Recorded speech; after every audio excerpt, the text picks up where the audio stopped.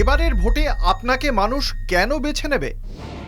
গত 15 বছর 20 বছর মেটিয়াবুরুজ বিধানসভা থেকে নির্বাচিত জনপ্রতিনিধি যারা ছিলেন, জনপ্রতিনিধি, তারা মেটিয়াবুরুজের জন্য কোনো দৃষ্টান্তমূলক কাজ করেননি।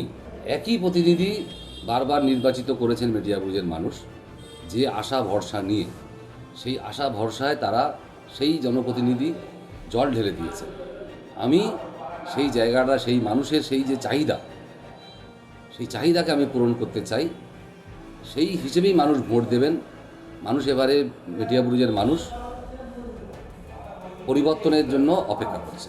আমাকে এই জন্যই বেছে নেবে, তারা আমাদের মুখ্যমন্ত্রী মমতা ব্যানার্জির যে 94টা প্রকল্প আছে, বিশেষ করে স্বাস্থ্যসাথী, সম্প্রীতি যেটা হয়েছে, লক্ষ্মী ভাণ্ডার, যুবসাথী, ঐক্যশ্রী, কন্যাশ্রী, এই যে প্রকল্পের মাধ্যমে মানুষ উপকৃত, এবং আমাদের এমপি অভিষেক ব্যানার্জির দ্বারা আমাদের মেটিয়াবুরুজ বিধানসভায় এবং ডায়মন্ড হারবার লোকসভা কেন্দ্রের অন্তর্গত বহু রাস্তাঘাট, বহু কিছু হয়েছে। এবং বিশেষ করে সম্প্রীতি কারবালা থেকে নিয়ে সন্তোষপুর স্টেশন পর্যন্ত যে রাস্তার খুবই খারাপ ছিল, সেইটাকে প্রায় 15 কোটি টাকা খরচ করে তিনি রাস্তা করে দিয়েছেন। এলইডি লাইট লাগিয়ে দিয়েছেন। নেচার পার্ক থেকে নিয়ে আকড়া ফটক পর্যন্ত রাস্তা, পেপার ব্লক রাস্তা তৈরি করে দিয়েছেন। এইভাবে অনেক উন্নয়ন করেছেন। এবং আমি 2016 থেকে এবং 2021 25 পর্যন্ত 10 বছরে আমি বহু কাজ করেছি। আমি এখানে ফায়ার ব্রিগেড স্টেশন তৈরি করে দিয়েছি রবীন্দ্রনগর অঞ্চলে। আমি এখানে 1.5 কোটি টাকা খরচ করে পিঠডাঙ্গায় সেতু তৈরি করে দিয়েছি এবং বহু কাজ আমি করেছি। সেই জন্য মানুষ আমাকে সমর্থন করবে। এসআইআর কি শাসকের পক্ষে যাবে নাকি বিরোধীদের পক্ষে যাবে? একদম শাসকের পক্ষে যাবে না। শাসকের দায় শাসক এড়াতে পারেন না। এসআইআর শুধু পশ্চিমবাংলায় হয়নি, সারা ভারতবর্ষের বিভিন্ন রাজ্যে হয়েছে। এই এখন যে সমস্ত রাজ্যের ভোটগুলো হবে সব জায়গায় হয়েছে। আজকে বলছেন আমি ক্ষমতায় এলে আবার আমরা আপনাদের সব ভোটাধিকার তুলে দেবো। আপনি এতদিন ক্ষমতায় থেকে তাদের ভোটাধিকার চলে গেল কেন? এর দায় ভার আপনাকে নিতে হবে। ওয়াকফের সময় আপনি যেমন ডিলে করেছিলেন, এক্ষেত্রেও আপনার বিভিন্ন সরকারি দপ্তর থেকে ডিলে করার কারণে এই আজকের ডিসক্রিপেন্সির আওতায় ফেলে নাম বানান ভুলের জন্য মানুষকে এই হয়রানির শিকার করিয়ে দিয়েছেন। আপনাকে সেই দায় ভার রাজ্য সরকারের উপরে অনেকটাই বর্তায়। বিজেপি তো 1 নম্বর শত্রু এ বিষয়ে, রাজ্য সরকারও এ বিষয়ে তার দায়িত্ব অস্বীকার করতে পারেন না।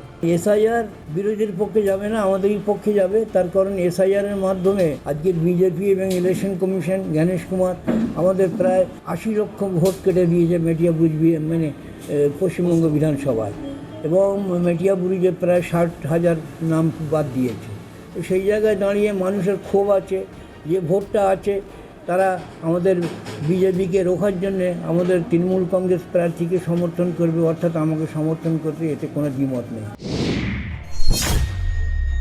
আপনার বিপক্ষ দলের দুর্বলতা কোথায়? তাদের যে বর্তমান বিধায়ক, তিনি কোনো কাজ করেননি এলাকার জন্য, দৃষ্টান্তমূলক কোনো কাজ করেননি।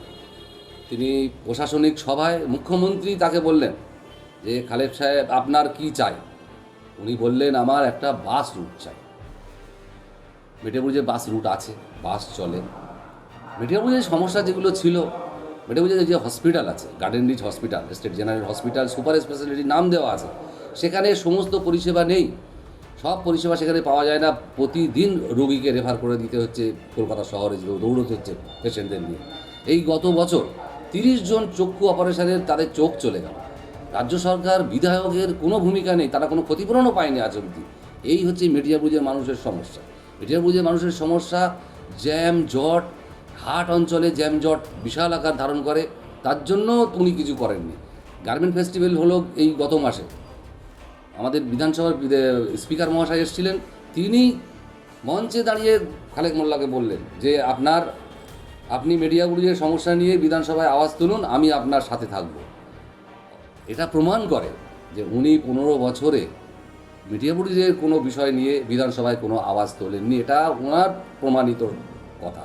মেটিয়াবুরুজের মানুষের ব্যবসার জন্য উনি কিছুই করেননি, এটা ওনার বড় সেটব্যাক। আমাদের বিরোধী দলের দুর্বলতা তাদের দীর্ঘ 5 বছর ধরে দেখা যায়নি। সিপিএম 0, কোনো রকম কর্মসূচি তাদের নেই, কিছু নেই। হঠাৎ করে নির্বাচনের সময় মনিরুল ইসলাম বেরিয়েছে, এর আগে 2016-য় আমার কাছে 18,000 ভোটে হেরেছে। এবারে তখন তবু সিপিএমের কিছু ছিল, এখন সিপিএমের কিছু নেই, কোনো কর্মসূচি নেই, কোনো রকম মিটিং মিছিল নেই, কিছুই নেই। আপনারা জানেন দীর্ঘ 5 বছর পর এখন হঠাৎ করে মনোনয়ন জমা দিয়েছে। আর কংগ্রেস তো শূন্য। আর বিজেপি আপনারা জানেন এখানে মেটিয়াবুরুজ বিধানসভায় সংখ্যালঘু অধ্যুষিত অঞ্চল, এখানে বিজেপির কোনো সমর্থন সেভাবে নেই। সুতরাং আমার জিত সুনিশ্চিত। গত 5 বছরে এলাকার উন্নয়ন নিয়ে আপনি কি সন্তুষ্ট? বিধায়কের কাজ নিয়ে কোনো মানুষই সন্তুষ্ট না, সে বিরোধী বলুন, সরকার পক্ষের মানুষ বলুন, সবার একটা ওই মানুষটার প্রতি একটা যে উনি এই বয়সেও বিধায়ক হয়ে যাচ্ছেন, আমরা ভোট দিচ্ছি, কিন্তু আমাদের বৃহৎ যে সমস্ত জিনিসগুলো পাও না মেটিয়াবুরুজের, যেটা বিধায়কের করার কথা। আচ্ছা, কেন মেটিয়াবুরুজে ফ্লাইওভার একটা করা যাবে না? কেন মেটিয়াবুরুজ থেকে মেট্রো রেল করা যাবে না? উনি যেখানে বাস স্ট্যান্ড করেছিলেন, ওই যে রেলের যে রাস্তা, যেটা এখন আমাদের লিঙ্ক রোড হয়েছে, এটা আমাদের বামফ্রন্টের সময় আমরা এই রেল লাইন তুলে দিয়ে লিঙ্ক রোড করেছি। সেই লিঙ্ক রোডের দুরবস্থাকে উনি অনেক ডিলে করেছেন। আমি ডেপুটেশন দিয়েছি, আমার পার্টি ডেপুটেশন দিয়েছে, আমরা অবরোধ করেছি, মিটিং করেছি, তাতে টনক মোড়ের রাস্তাটা ঠিক হচ্ছে। ওই রাস্তার তলা দিয়েও তো মেট্রো করে দেওয়া যায়, হাটের অঞ্চলে সাবওয়ে তৈরি করে দেওয়া যায়। এগুলো করতে গেলে বিধানসভার মাধ্যমে বাজেটের মধ্যে এনে এটাকে করতে হবে। এই জিনিস উনি করেননি। এলাকার উন্নয়ন নিয়ে আমি তো বললাম, আমি তো অনেক কাজ করেছি, এখন কিছু কাজ বাকি আছে, সেগুলোকে আমাকে করতে হবে। বিধায়ক নির্বাচিত হলে এই এলাকার মানুষকে আপনি কি প্রতিশ্রুতি দেবেন? এই নির্বাচন পর্যন্ত যত মানুষের হবে তাদের জন্য যা করা সেটা করব। তার পরবর্তীকালেও যারা যদি কেউ বাদ চলে যায়, তাদের নাগরিক ভোটাধিকার ফিরিয়ে আনার জন্য আমার পার্টি, আমাদের আইনজীবী সংগঠন, আমি নিজে উদ্যোগ নেব। 1, 2, এই অঞ্চলের যে জ্যামজটের বিষয় আছে, হাট অঞ্চলের যে দুরবস্থা আছে, সেইগুলোকে আমি ঠিক করার চেষ্টা করব। হসপিটাল নামে সুপার স্পেশালিটি আছে, কাজে সুপার স্পেশালিটি করতে চাই। স্কুল কলেজগুলোর পড়াশোনার মান থেকে শুরু করে পরিকাঠামোর উন্নয়ন করতে চাই। এই অঞ্চলের ইটভাটা আছে, এই অঞ্চলের রেল স্টেশনের লাগোয়া বিশাল একটা অঞ্চল আছে, সেই অঞ্চলের মানুষের রুটি রুজি, বেকারদের চাকরি, স্বাস্থ্য, যুবসাথীতে সরকার মাধ্যমিক পাস ছেলে মেয়েদের ভাতা দিচ্ছে। যে যুব ভাইটা মাধ্যমিক পাস করলো না, সে কি অপরাধ করেছে? সে তো বেকার, তাকেও তো ভাতা দিতে হবে।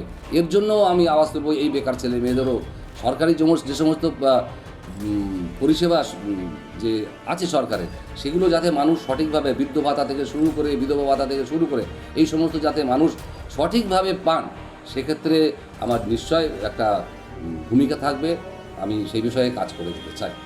আমি বললাম তো, আমি এখানে মেটিয়াবুরুজ সুপার স্পেশালিটি হসপিটালকে পূর্ণাঙ্গ রূপ দেওয়ার চেষ্টা করব।